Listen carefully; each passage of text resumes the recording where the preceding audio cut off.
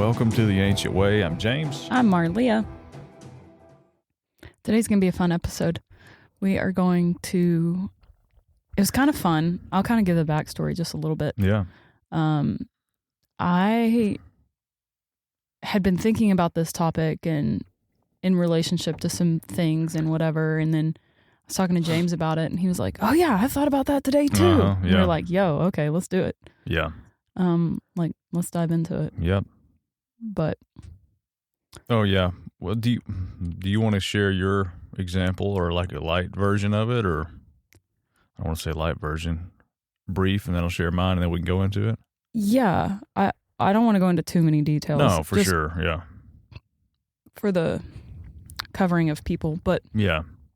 I was talking with somebody, and basically they were carrying a lot of guilt Mm-hmm. because their parent, who is getting ready to die, Yeah. has not accepted Jesus. Okay. And there's a lot of like pain and remorse and just a lot of pain, childhood pain that's now like coming up, and Yeah.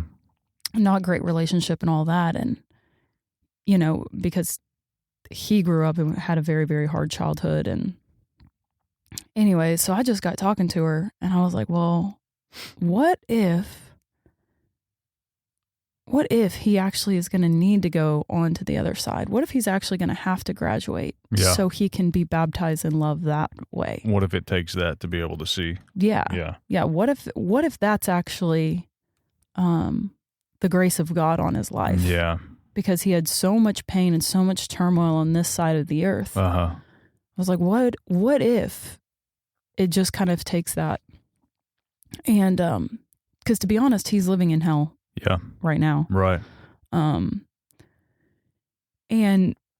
But she was like, he's going to burn for eternity in hell. He's going to burn for eternity in hell. Mm-hmm. And it was just like, well, one, I saw just the fruit of that doctrine Yeah. and how horrendous that is. Yeah. To think about that. Yeah, man. Yeah. And the other part of that made me just so incredibly sad was like, if this guy actually knew the grace of God in this dimension, Mm-hmm. he wouldn't have lived 80 years in absolute pain, absolute turmoil, because the grace of God is actually favor with God. Yeah. It's a gift. I mean, look at all, it literally says like grace is a gift. Yeah. It's something that was given to us. It's not something that we have to prove, to earn, to receive. Mm-hmm. And it's just like, yo, these are gifts that the Lord will give us. Yeah. Well, another thing, Grace, is it's also like in your weakness, I'm strong. Yeah. It's like, so the areas that you fall short or flat, it's like he fills them. Yeah. You have favor with him. Yeah. And so he'll step in on your behalf. Yeah. So life doesn't have to suck. So you don't have to be in hell. Right. You know, so you don't have to feel, because I think more people struggle with shame and condemnation than anything else. Yeah. And it's completely unnecessary. Yeah. Yeah. Well, go into your example. Well, you said that when you told me that little story, I had thought about it a few days ago. I've heard people say like, "Oh, this is a long time ago. Well, Judas was with Jesus, and then he betrayed him, and then he hung himself. Did Judas go to hell?" And it's funny; it always goes back to hell. Like, did Judas go to heaven or did he go to hell? And my thought recently was that question for me has been out the. It's not a question I ask, but I was thinking, no, I think the Lord, there was grace there, even for him, on this side of the tracks. And it goes back to guilt and shame. Do you imagine how he felt? Imagine how Judas felt to that level, and just the demons swirling around him like, do it, kill yourself, that kind of thing. Oh, yeah. Just look what you did. Look Guilt who you and shame, betrayed. man. Yeah, look who you, But I feel like even in the one thing I always see, I see that scene of Jesus, the soldiers ripping his beard out, spitting on him, all this stuff, and him saying, forgive them, they don't know. Yeah. They don't know. And I think that applies to Judas. I think that applies to this individual you're talking about. I think when you go to the other side, it's like the release You know, people say when you die, you wake up. If you've ever heard that one before.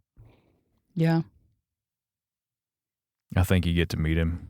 I mean, I think if you don't know him, I think you get to see him. I don't know. Yeah, man. A lot of times anyways.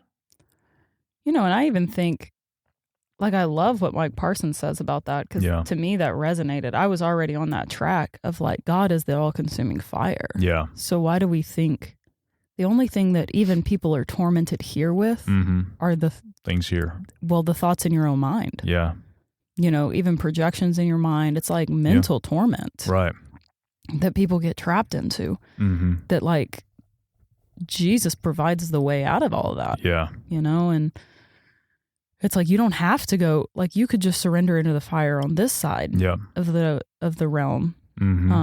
Only, and this is what I think, getting into like grace and what all that is like the reason you surrender into the fire on this side, right? The refinement, the letting go of old beliefs, the letting go of even the doctrines that you were indoctrinated with, and you know, just connect to him and his person, and letting every preconceived idea go and just meet with him, is because we actually have the ability to delight with him. We have the ability to like work with him as creators here on the earth, because we are his image, you know, and we can actually create and design and have a full life and do things with him. Like the things that I have done with God, I never feel more exhilarated than when I'm doing those things with him, not for him. Because to me, those are two drastically different things.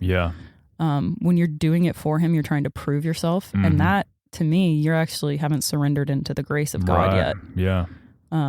But to do it with him and be in partnership and feel him and actually go by his leading, and it's exhilarating. You know?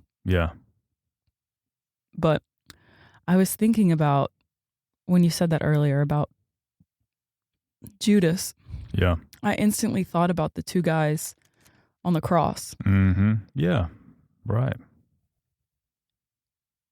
Did you know that he never rebuked the other guy that he was going to hell? Which other guy?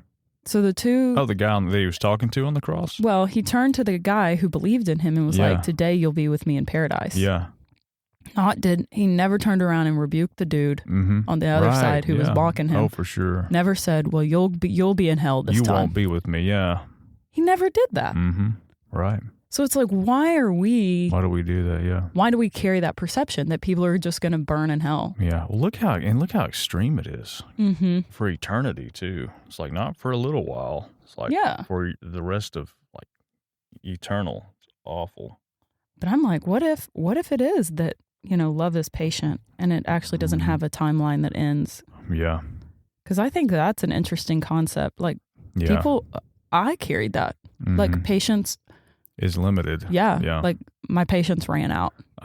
You know, like whole deal. It's like, well, I don't think God's love ever runs out. If it runs out, then it's not patience. But love never fails. And it's like, okay, well, if his love is never going to fail, then he's going to relentlessly pursue people at all times. Which I think is his favor on us. I think so too. That's the grace of God. It's so beautiful, man. It's like, for me, it's like, why not just surrender into this now? So you can actually establish things here on the earth. Right. But you'll continually do that for eternity. It's not just this one time. You know, on this side of the tracks. But to me, it's just a different perspective. I started thinking about when we were talking about, you know, possibly doing grace or whatever, talking about grace of God, and I thought about the mainstream vibe of hyper grace. And how, can you go into that? I've heard it before. I haven't really gone into it. I'll just for the listeners too, people who may have not even heard of this. But there was a movement for a while, supposedly, that they were preaching hyper grace. And it's just so funny, dude. Let me tell you what the Googles said. This is like literally the first thing that pops up. Okay? Oh, wow. And so Hypergrace refers to a new wave of teaching that emphasizes the grace of God to the exclusion of other vital teachings, such as repentance and confession of sin. Hypergrace maintains that all sin, past, present, and future, has already been forgiven, so there's no need for the believer to ever confess it. Oh. They fail to note that God's other attributes of holiness and call for his followers to be righteous. Yeah. Attending a hypergrace church may lead to an atmosphere of loose living. Wonder who typed this up. I don't know, man. With many involved in sexual immorality and drunkenness, as well as other physical vices. Hypergrace teaches an outsized theology of God's grace that overshadows our need for confession of sin and repentance. Mm. And man, yeah, that's really immature. I mean, even Paul says it's very not an much so. excuse to, to be immoral, whatever. It's not an excuse to live like that. But it's just not even the same ball game. It's not. It's not. To me, the whole thing about when I was thinking about like the hypergrace movement and whatever, and the explosion that happened out of it, because then you had what I would consider the religious people. Yeah. People who had been so familiar with a form. Yeah. Be very upset that some people actually were trying to tap into the grace of God, even if they were off a little bit. Yeah. It was an attribute of God that many people didn't want to take on. Yeah. Because they were so bound by their own works. Right. And it's and it's like repentance and all that stuff. It's just part of the process. And then you step into the understanding of grace and it's like, okay, you're covered, but you're following him. Yeah. So it's not like, oh, grace. Oh, good. I'm going to go get high as a kite. And, here's the deal though. I believe this. I believe in limitless grace. Yeah. I do. And even if that is, I think the Lord will chase you down to show you how empty you really still feel. Yeah. Or you'll get there. Yeah. But I think his love, because his love never fails. Right. And so his love is actually going to be continually going around you. Yeah. And I think it's his favor upon you that will stay of like, hey, at any time you're ready, just step back on the path. Yeah. He's knocking on your door. Always. Yeah. Always. Right. And it's like, you know what? Even if people are making mistakes, even if people are manifesting the pains of their heart, because I think that's what all vices. Okay, I'm going to be very extreme. Do it. I think all things are expressions of people's vices, whether that's anger, drunkenness, sexual immorality, all the works of the flesh. I think it's manifestations of pain. Yeah. And when you actually follow the Lord, and even if it's messy as all get out, I still think that he is going to walk right there with you the whole time and be like, yo, that one's hurting you. I agree. Hey, let that one go. Hey, you're not living into who you really are. Yeah. Hey, I want to show you a better way. Like, even if the mind is, I'm going to use this as an excuse to sin, it's just the exposing of, hey, you still have pain in your heart. Yeah. Hey, there's still something you haven't dealt with. Yeah, I agree. Yeah, he's not sitting there like, oh, you're going to do that? Anyways? Oh, forget it. Yeah. Yeah, yeah. Like that, to me, that's like, and this thing goes in, the whole hyper grace deal is like 8 signs. I scrolled down because I was like, I'm curious. Epic. 8 of them. Yeah, 8 signs of a hyper grace church. And I'm not dogging on it because I think some of them actually got it wrong. Oh, for sure. Yeah. Like the whole, like, we just, whatever. Yeah. But the first one right out of the gate is the preacher never speaks against sin. And it's like, you can easily see where this is coming from. Totally. Yeah. To me, it's the self-righteousness. Yeah. It's like, hey, that's the other tree of the knowledge of good and evil. Yeah, right. You're actually trying to prove your self-righteousness. Sin. Look how sin conscious this whole thing is. Yeah. I think. Sin. Yeah. Sinny, sin. Yeah, all the time. It's just like, here's the other one. The Old Testament is almost totally ignored. Oh my gosh. Yeah. Wow. It's like wrong filter, dude. I know. That's not him. None of that's him. Yeah. The lead pastor speaks often against the institutional church.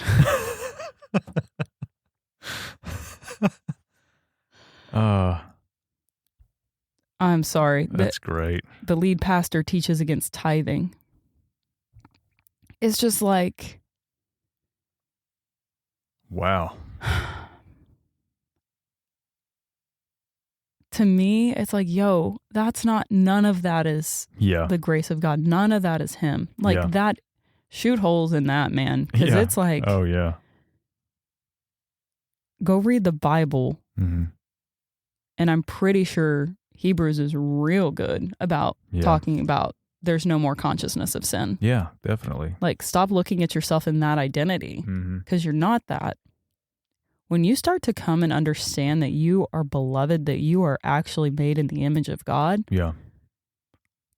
I think I'm going to go all the way back here. I think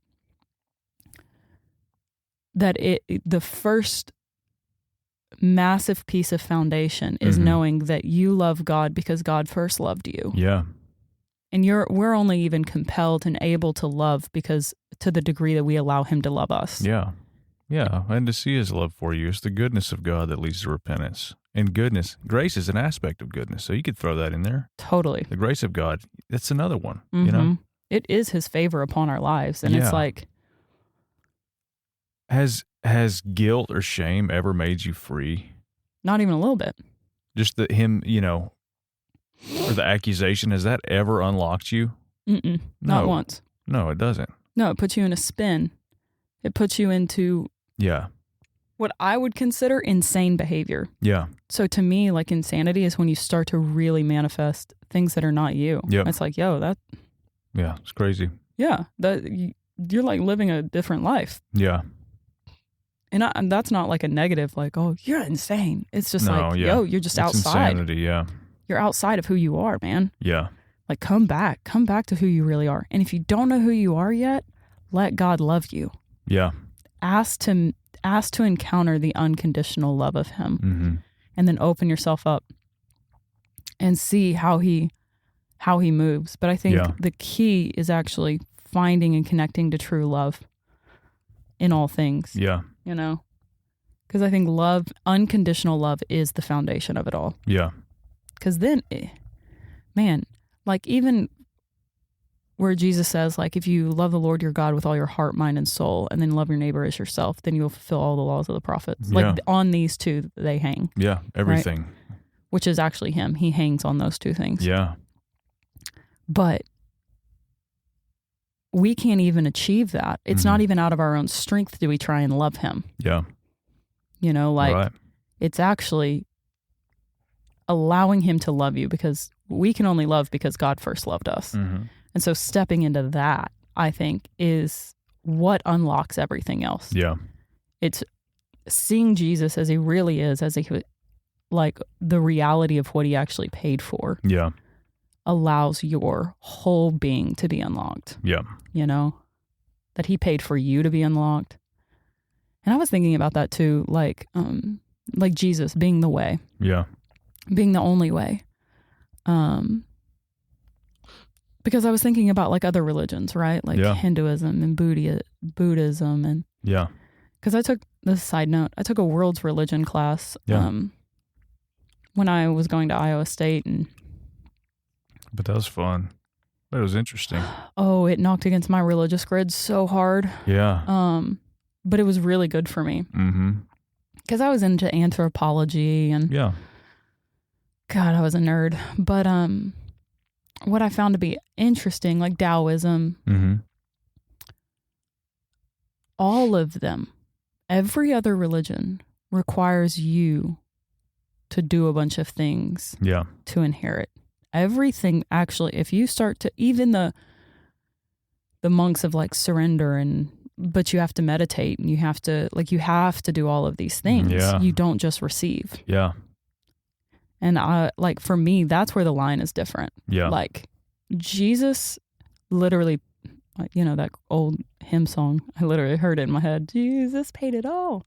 Oh, I've never heard it. Oh, and it's actually kind of beautiful. I may have. Yeah. But he did it all. And so the only thing required of us is to say, okay, I receive it. Yeah. I receive everything that you paid for. Yep. And then he helps us in the walking out of it all. Definitely. So then we're enabled. Mm-hmm. The grace of God enables us Yeah. to move forward in things, Mm-hmm. not anything else. Right. It's like, how sweet. Like, that is a gift, dude. It is, yeah. That's the gift that we don't have to work to prove, to be, to try and obtain, Yeah. to try and ascend, to, Yeah. like, we just are. Right. But when have you seen the grace of God really move into your life to where you were like, yo, this actually, it felt like empowering, almost like you became a superhero? I know I've had massive relief before over being a father. That's one of them, having kids and like even being busy, working, the late jobs, even going into it and like just praying about like, did I miss out on those years? Did I miss out, in these areas time wise? And that's one of them specifically that he's imparted grace and even the knowledge of the grace in those situations with me. Of, even if I did fall short in certain areas or something. And then that goes back and makes me think about my, like my childhood and my parents. Like even my dad, we didn't spend like a ton of time together. There's a handful that I, really, really recall and stand out and remember. But I think it turned out okay. So there's even grace on him, like. So I would say with like parenthood is one of them. And then, I always say I'm dumb as a box of rocks. I got to quit saying it, but it's a joke. Yeah. But I think I've experienced grace in the areas that I'm not that bright at. I think he fills those. Yeah. I see it like the Grand Canyon and him filling it with like water to go across. We had that same word on the same night. No. Yeah. Because you shared that word at group. Oh, yes, I remember. But what I saw was caverns that the Lord laid the cross down, and they were bridges. That's right. And it was actually causing, like, the bridges were causing people to be able to cross. Yeah. And when they turned around, they could actually see, like, stones of remembrance. That's it. Yes, I remember that. That reminded me of that. Yeah. Whereas, like, he really does, he fills everything. He does. And that's like, depending on him and trusting him. It's like some of the stuff that I get to do, I'm like, I don't deserve this, or I'm not qualified for this. And then he's like, hey, my grace is sufficient. I'll fill these gaps. Yeah. And then I don't have to think about why or how, or it's like, okay, I just follow you, man. Well, You'll lay it out. It takes the effort of performance out. Mm-hmm. I think that's truly what grace is that it enables you to never have to perform. Yeah. To prove yourself. It's like, no, man, I'm actually just rolling. Yeah. He's gonna fill every spot, every pothole, everything that may try and trip me up. Like, doesn't matter because he's going before me, he's behind me, he's to my right, to my left. Like, and it pulls the pin on any blockages inside my head or in the world. Yeah. It just opens the doors. Creativity is another one. I use the movie as an example. If we go to shoot something, I'll just trust what's going to happen. I'll trust it. If we're going to go out in the woods, I just hope we find the right spot for this thing that's just like this beautiful view or something like that. And this happened last week. And I trust him, but I'm open to it. Yeah. I'm not stuck on one thing. Like, I'm going here to do this and this. I'm like, always be open for him to move or for anything to happen, really. Just being adaptable and just open. Yeah. That probably goes with anything. I haven't really went too far into it, but it's just like, be open. I do think that like having specific expectations of how you think things should shake out. Yeah. I think it can limit you. Right. Because then it's almost like you get tunnel visioned. Yeah. And you're not looking for, hey, God, how are you going to show up in this space? Yeah. Like, just have a direction, have a thought. Trajectory. Have a thought, be led by inspiration or joy, whatever that is, and then just be open. Yeah. I've seen that in business. Yeah. I've seen that with my own business. That's cool. Well, tell me how have you seen grace highlighted Man. in your life? My first thought was the parenting thing too. Yeah. Because for a while I carried a lot of condemnation about, it took me a minute to shake out of it. Yeah. Just like feeling guilty for, Yeah. how much time I was having to devote to getting this business off the ground, and I felt like I was neglecting Bexley, and it like really it weighed on me. Yeah. But it was so sweet because God told me one day, He said, I have just as much of a relationship with her that I do with you. Yeah. And my grace is not only sufficient for you, it's sufficient for her. Yep. And when he said that, I was just like, oh, snap, dude. Like, the Lord is leading my kid just as much as I am trying to cultivate my kid. Yeah. Like he is running down, or he's chasing after her and cultivating her life. And it took the pressure off of parenting. Yep. It like gave me a breath that was like, oh, my bad. Yeah. You're not sitting here trying to figure out if I'm going to fail as a parent. Yeah. Because that was honestly, I think, the mind that I carried subconsciously was like, Lord, I even want to prove that I'm a good mom to you. Yeah. Like, you've given me this kid. I want to be responsible. I want to be, to me, it's still just kind of a work mind. Instead of just resting of like, no, you've given me this beautiful endowment, this beautiful little girl. And I'm going to screw it up because I'm not 100% perfect. And I don't think perfection is the goal. I think it's knowing him in all the spaces. Yeah. And so for me, it was like the grace of that even enabled me to know him in a different way. Yeah. But yeah. And then business. I mean, parenting, but then I thought business. I even thought in my marriage. Yeah. Of just like, grace being like the covering of things when things have kind of gotten, really heated, or, just us like both sifting out our own pains and like having to kind of heal and reconcile. And, I have seen the grace of God show up in that. Yeah. Where it's like, okay, like I don't have to always even have to have it figured out or do relationships perfectly. Yeah. Like things are covered here, even if I am outworking my own trauma, outworking my own pain. Right. And I think it's resting in that. Yeah. Especially, I think that just the caveat is people who are just wholly after the Lord. Yeah. Like whose heart is to just know him. I should say that. Mm-hmm. But this would be a fun one to go in. Mike Parsons comes to my mind because he goes into like the vision of like what the future looks like of these things. Oh yeah, the restoration of all things. Yeah, I mean, just imagine, the more that we learn to live on and lay hold of His goodness, let grace have its way. All these things, like, and even like our children. Yeah. Like, what does that look like 50 years from now when these kids are brought up into it and they have kids, and it's just this like chain reaction, this lineage swap. Yeah. And collectively as human beings, we are, the more we turn to him, we're that's happening, Totally. It's like, what does that look like? I love going into it because we're on that path. Oh, 100%. We're clearly on that path. Mm-hmm.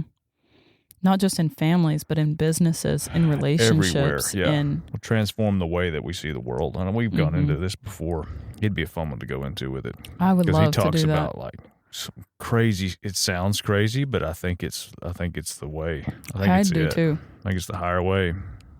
Because the reason I think that, especially about Mike Parsons and the perspective that he brings, is because it inspires hope within me. Yeah, it lights me up. Yeah, it's like, yes, like that's it. Yep. Like it's so refreshing. It's like that is the direction. Nobody will talk about that. We got to get past this money thing too. That's a big one. It's like Keith Green, another one interview. He would do concerts and he wouldn't sell tickets. And certain ones, everybody's like, there were interviews, people that knew him. They're like, I'm not doing that. Are you crazy? Yeah. It's like, damn your money. Really? Mm-hmm. That's the higher way. Yeah. Imagine a world where we just give. Yeah.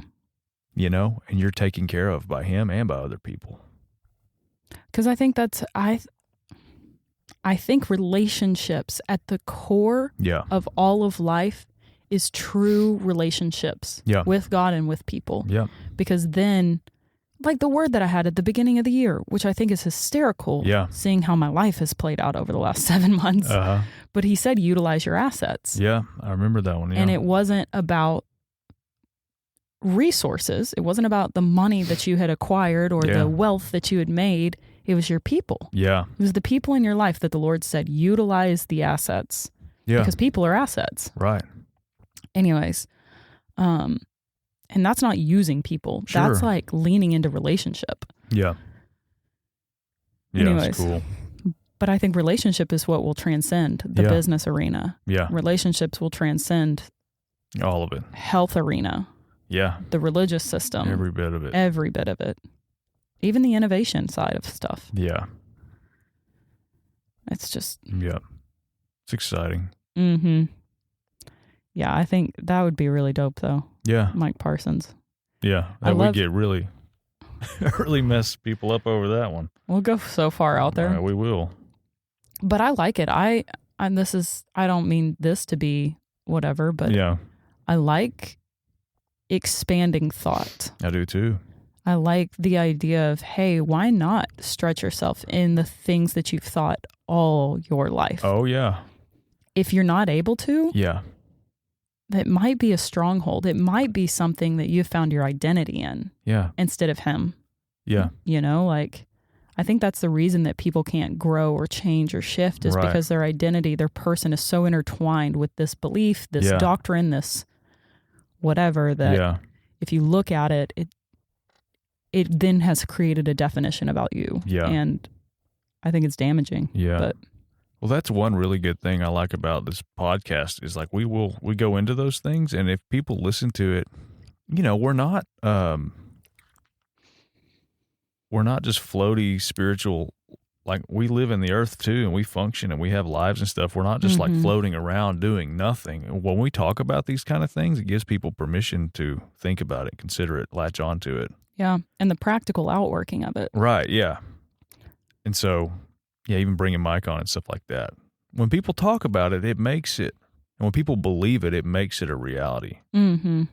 It's like Jesus raising from the dead, his spirit's in us. That happened, that makes it a possibility that we can consider. Not just that, everything, you know? Everything in that book. It's like, oh. Yeah. It's like you can believe it. Or you can want to believe it. You can try to believe it. You can at least consider it. If you don't, you know, you can consider all these things. It's like, why not? You know? Well, because to me, like when you consider something, right, you weigh it, you evaluate it. You're like, where is this? How does this resonate? Does this sink in with my person? Yeah. You know, like all of these things that I think are so important.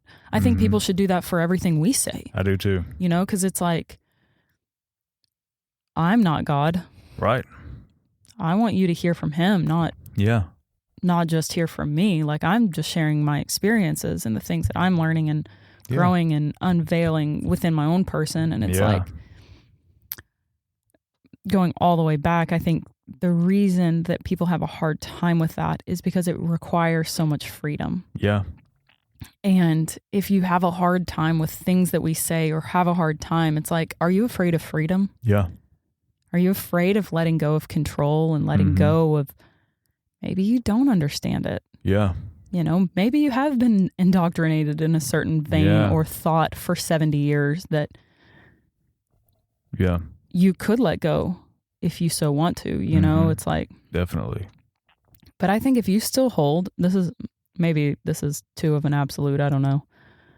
But I do think if you still have all of the same beliefs that you did 20 years ago, I would wonder how much of the Lord you've encountered. Yeah, yeah. Because I think it's important to change your beliefs. I think so. I think it's important to grow and expand. And I mean, pretty much the only thing I still 100% believe is that Jesus died. Yeah. He was born of a virgin. Yeah. And he died on the cross. Yeah. And then rose from the grave. I'm pretty sure those are the only 3 Yeah. that I'm like. That's you're still, solid on. Yeah. Yeah. Everything else is kind of like. Yeah. Because, growing up in a Baptist church, everything was like, he died because I'm a sinner. Yeah. He died because I suck. Yeah. It's like, no, he died for the restoration of all things. Yeah. He died to set us back in our rightful mind, in our Definitely. rightful place. Yeah. Man, that's a good exercise though, is to think about, do I hold on to any absolutes?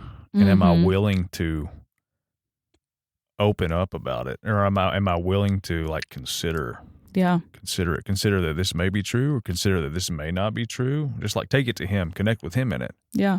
And consider things. And But let go. For me, this is a key. This was a key for me that happened over the years. Uh-huh. If you feel friction, if your body responds like, I can't do this, I got to get up, or has resistance to it, it's probably something that needs to go. Yeah. Because every time I felt agitation about something, or if I felt like there's just no way that could be it, or I wasn't soft in it, it definitely was something that I needed to let go. Yeah. It was like, oh, that sucker's got some steering wheel action, Yeah. And so that for all resonates with me too. Yeah. Yeah. If there is something that creates agitation, look, that's the one you need to go into. Yeah. That's the one you need to sit with, to hold space for. Yeah. If it makes you want to feel like you want to run away. Like if you're like, I can't look at that. Yeah. That's too hard. That's too heavy. That's another one. Go into that. Yeah. Because there are, Zach and I were talking about this the other day. It's beautiful, but we're all the same. Yeah. We're all freaking the same. We're all very, for lack of better words, very simple people. Yeah. Everybody in the earth, right? We all have the same coping mechanisms. They just express differently. Same pains. They all just look differently. Yeah. But it's like we do 3 things. We either fight, flight, or freeze. Yeah. Right? If it's triggering something, those are the only 3 responses that people do. Yeah. So if you're having one of those 3 responses, invite the Lord into that. Yeah. Yeah. And it's like, oh, okay. Am I fighting on this? Am I flighting on this? Yeah. Do I feel stuck that I can't even make a decision or see something here? Yeah. If you feel that, invite the Lord in. Yeah. Because there's a belief that you're holding that is causing you to respond in a traumatic manner. Yeah. Or in a, not traumatic manner, but you know what I mean? Yeah, a sure. trauma Urgent, response. Sure. Yeah. Okay. A trauma response. Yeah. Which is that you just don't feel safe. Yeah. Meaning you don't know the Lord in that space Yeah. yet, because he is safety. Yeah. But that was one thing early on I would say is like, I don't know anything. That was my early one, because, you know, so I just don't know anything. And then you just allow him to like, show me whatever you show me, I'll just believe it or I'll go with it. Yeah. Not, the cool thing about that though, like whenever you do that with him, if it is a situation like that and you just invite him in, it's like, I don't know. He'll pull through. And like everybody says, and Mike's another, we need to bring him back on, because he talks about experience. Yeah. Which everybody says, don't go by your experience, and just different things. But if your experience is with him, he does something or moves in your life, for me, if I need to, I'll ask him. I don't do this often, but I can always connect it to scripture somewhere, if I need it. Yeah. If I need that anchor. Yeah. He's the same, he's the same one that inspired the entire Bible and the people that wrote it and all that stuff. He's the same God in that as he is here. So of course there's similar language and stuff. You can always connect it back, and he'll connect it for me if I'm not sure. But that's like, I can just say, I don't know. Yeah. And wait on him. That's a relief. To me, that is a sign of maturity when you can honestly say, I know way less than I've ever known. Yeah. Because I think about that for myself. It's like, the more that I see and know God, the way I realize I know hardly nothing. Yeah. I'm like, and that's not to be like, oh, Marlia, you know nothing. But it's like, holy crap. Yeah. Like, he is so infinite Yeah. I have barely touched the surface on this And there's stuff. more. It's a hopeful thing too. It's like, Totally. all right. Well, Yeah. Good. Yeah. Yeah, like for me, that's an exciting thing. Yeah. Like, I literally know nothing. Yeah. So I get to grow and mature into this thing forever. Yep. Yeah. Forever getting more of his peace, forever. And it's in the enjoyment of Infinitely relationship. vast. Yeah. Yeah, but it's in the enjoyment of relationship, not in the fear of holding on to my beliefs. Yep. Right. It's like, as I see him, I'll be transformed. Yeah. And I know that he's leading me, so I can just rest. Yeah. It's freaking beautiful, dude. Yeah, it is. So freaking beautiful. But if you could leave somebody with a tangible move forward moment, what would you say before we wrap this up? A tangible move forward moment, I think. Mm-hmm. I think we kind of went into it. I think the one you were talking about, if there's friction, Yeah. then invite him into that. So something I got that steering wheel, that's a good one. I think for me, if you feel the friction, Yeah. write those down. Yeah. Write the very things that are causing agitation and look at them from a third person view Yeah. and not in the emotional state, Mm-hmm. right? Because I think that Dr. Joe Dispenza does I think his work is beautiful because he's proving Yeah. the mystic reality, Yeah. which I think is epic. But it's almost like what you're holding your faith into. But Yeah. the way that you expand and grow and even your person expands is that you have to have a higher reality. Yeah. You have to have a higher perspective and a greater emotion Yeah. than what you're currently feeling. So if Mhm. you're feeling stuck or agitated or whatever, Yeah. you will have to experience love to grow out of the agitation. Yeah. And so if you're feeling those things, write them down Yeah. and ask the Lord to show you That's and cool. experience the love in replacement of this friction. Yeah. And then you will see your beliefs open up, Yeah. Yeah. And my biblical call back to that situation is like you're seated in heavenly places. And I always see it like you're next to him in this theater Yeah. and your response, and then this is a Jordan Peterson thing. Treat yourself as if you're somebody that you're responsible for. So good. It's like we're seated in this theater with him, and we get to judge what comes through our spheres, our lives, even those situations, our emotions, even because the highest way is love, and it's him. Yeah. And it's like that's the seat, So that's the third person. Yeah. That's beautiful, man. Well, that's good. I like Yep, that one. Good. Been drinking this coffee, Uh-huh. and I try to remember to rinse my coffee cups out and wash them sometimes every now and then. Yeah. But this one has Gatorade powder. So it's like stale raspberry coffee. Excellent. That sounds delicious. Yeah, it's great. You can see some of the residue on the edge there. The clumpy, Dude, I have to go buy me a new one of those. I love You that can cup. fix those. I've No, Zach tried to, yeah. and there's glue running down the side. It's not, it's like not perfectly put together. Yeah. Well, He tried. I really appreciated it no. because it was day 2 that I had my coffee cup that Sure. it shattered. But Bexley got really mad at me, took it out of my hand and threw it on the Threw it ground. on the ground. Yeah. That's okay. It's all good. She has big feelings It's a too. coffee. It's a coffee mug. It's one thing. It's true. It's One only thing things. God tells me is to learn to let go of things. Mm-hmm. That's one thing. This is just side note. I really value about my grandparents is they instilled that so early within us. Oh, they would cool. always have the response when we would definitely destroy all things. They would always say, Marlia, you don't have to be upset. It's just something. Oh, good. It's yeah. just a thing. That's cool. Things don't really matter. That's They would good. always I say like that to us. Yeah. Things don't matter. We matter. I got spanked one time because we knocked over a lamp it had toy soldiers in it. It was like a glass lamp with toy soldiers in it. Got spanked for that. That is neat.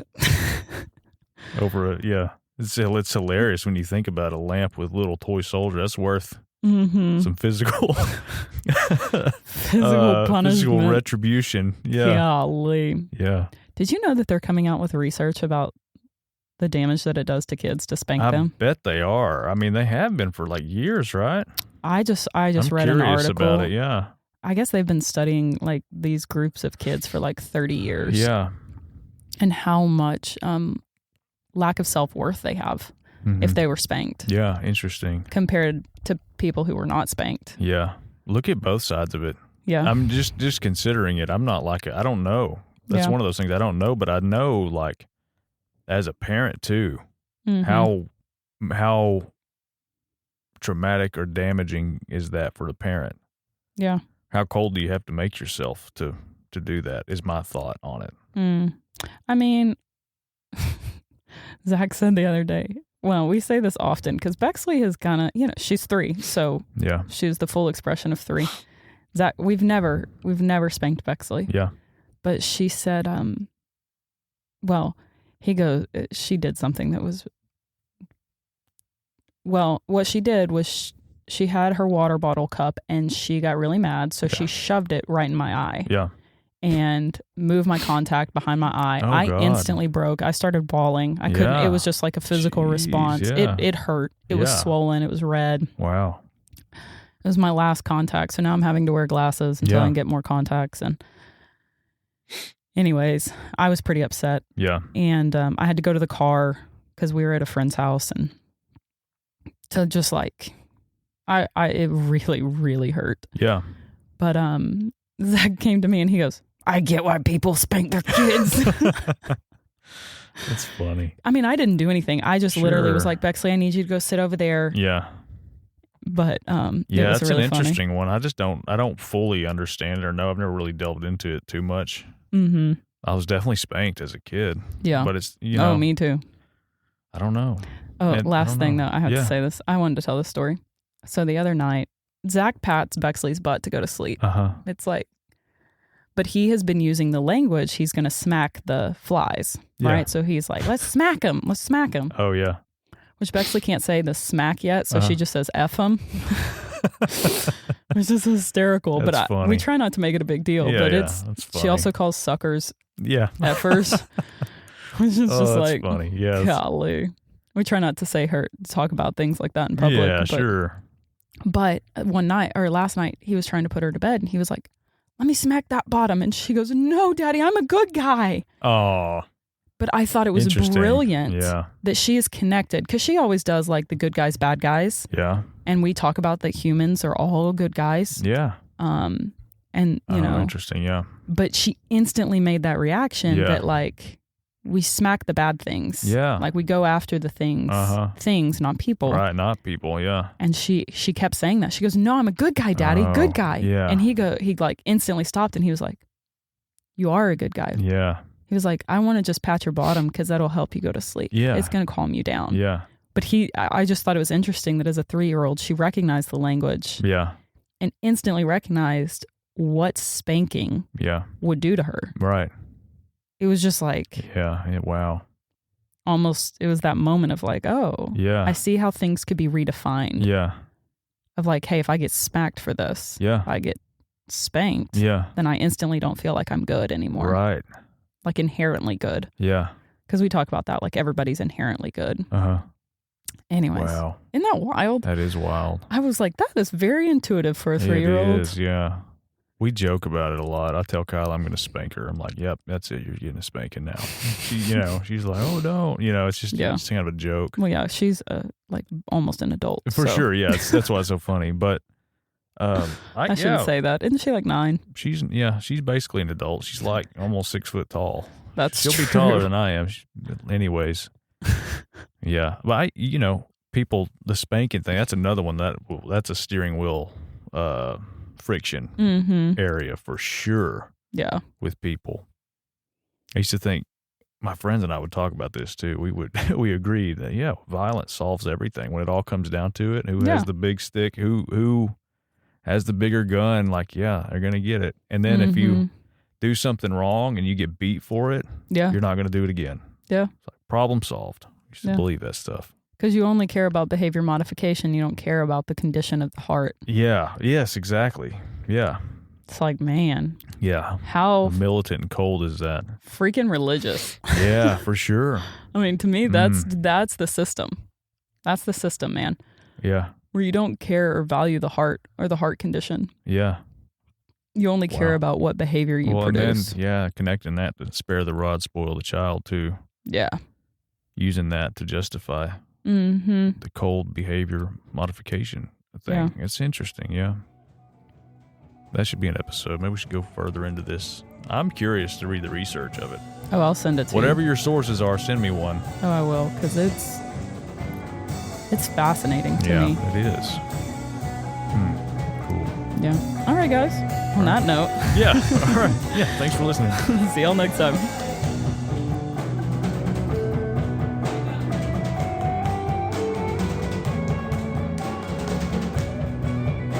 If you enjoyed this episode of the Ancient Way podcast, drop us a like, share with your friends, share with your family.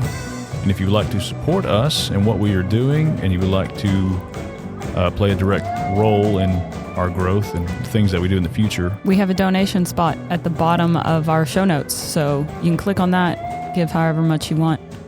We appreciate absolutely everything. We appreciate our listeners, and everybody that's already come alongside and encouraged us, and Yeah. even everybody that's been on our show. So, thanks, guys.